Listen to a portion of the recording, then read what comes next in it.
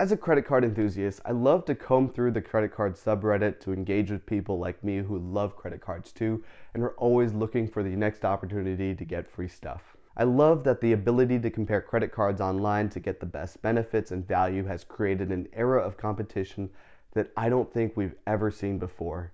Credit card companies are increasingly looking to push the boundaries of the kind of value they can give us, even at the expense of their own immediate profits, all in the name of winning market share and customer loyalty. Gone are the days of the generic Visa that will get you 1x back in points, and now are the days of getting at least 2x back on non-category cards and increasing specialization for rewards category cards.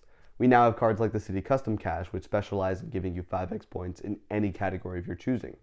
We also have the American Express Gold card that has taken to specializing in being the ultimate food card, offering 4x back on groceries and dining. The American Express Gold is also frequently recommended, almost as the default card to anyone who is looking for a specialized card for food.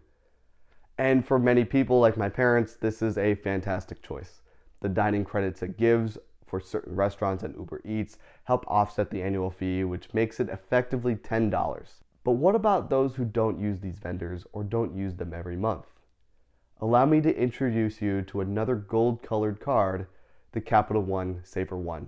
How's it going, everyone, and welcome back to the channel. If you haven't done so already, I'd appreciate it if you can hit the like button down below and subscribe to help with the algorithm. I come out with videos periodically where I offer unique perspectives on cards that are typically overlooked, so make sure you hit the bell icon if you don't want to miss any of that. The Capital One SavorOne is one of the best credit cards out there because it embodies the spirit of marketplace competition.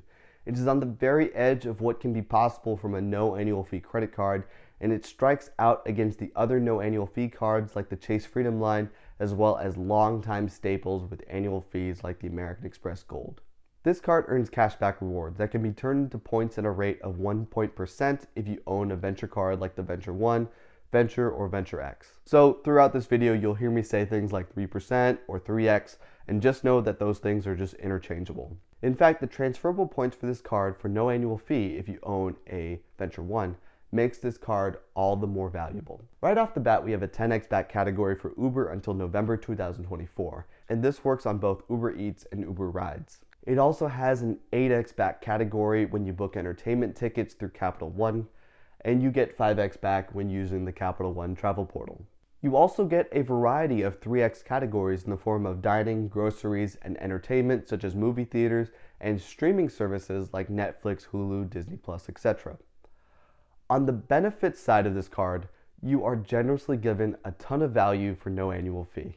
First off, you get a complimentary Uber One membership through November of 2024, and this gets you 5% off eligible rides, orders of food, grocery, or alcohol, and $0 delivery fees on eligible orders over $15 and grocery orders over $30. This card has no foreign transaction fees, will extend your manufacturer warranty, and offer travel accident insurance. Both the rewards and benefits makes this a decent card for everyday purchases, though I would use this card mostly as a food card like how many use the American Express Gold. Speaking of which, let's take a look at how well this card stacks up to the competition.